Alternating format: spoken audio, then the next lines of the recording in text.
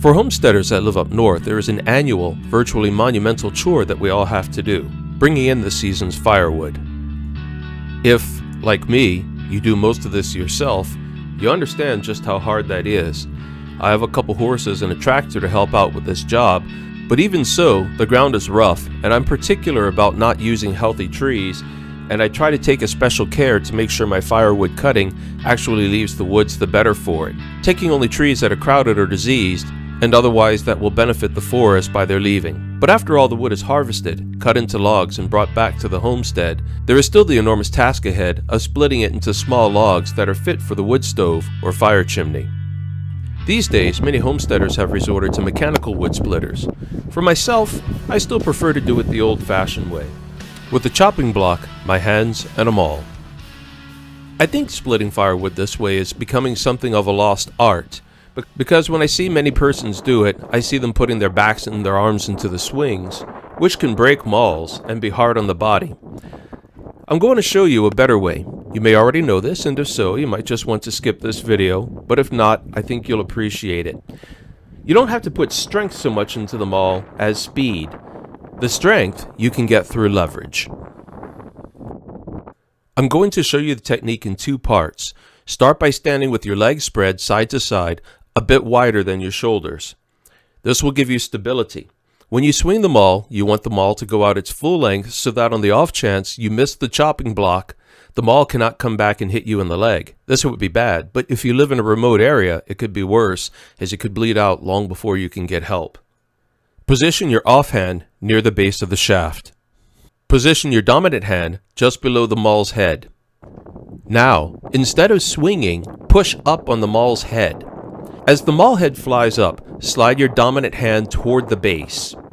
Your dominant hand should reach the base just about the time that the maul head is straight up over your body.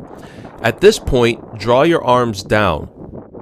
Do not put strength into your arms to swing the maul down. That's the mistake that most people make. If you do this, you could break the maul and you could injure yourself. Rather, draw the maul down. This creates leverage on the maul that whips it down and forward so that when it impacts the wood, it minimizes the energy in the shaft and the energy that will come back into your body, which could cause repetitive stress injury later on down the line. But this is only part of the methodology.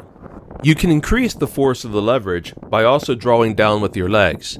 As the maul reaches straight up over your head, also duck your knees, bringing your entire body down a few inches. This adds to the leverage of the maul and increases its velocity on the downward stroke.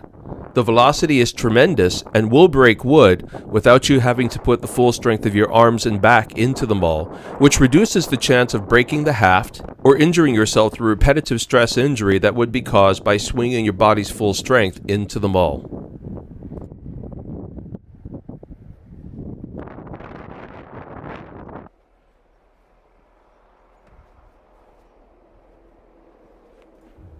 So here once again we have a demonstration swing.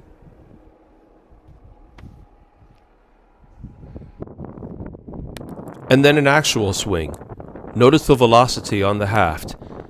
I'm putting very little strength into that swing. The velocity comes from the downward leverage that I'm creating by drawing my arms down at the same time I draw my legs down, turning my body, essentially, into a fulcrum, and the maul head itself acting like a weight at the end of a string.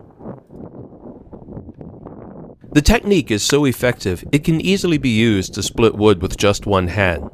Though I don't advise persons to try this at home, I learned this technique and how to split wood one hand one year when I lived alone in the remote Alaskan bush and injured my left arm to the point where I could not use it and had a choice, freeze to death or split wood with one hand.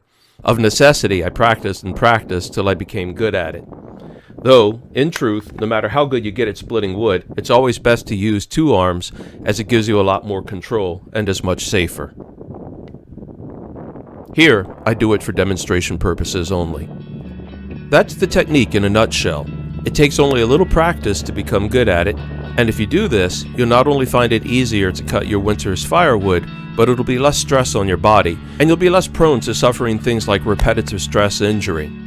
Thank you again for watching Homestead Tips on the Naturalist program. If you haven't already subscribed, please do so. It costs nothing and never will, but helps support the production of further episodes on The Naturalist.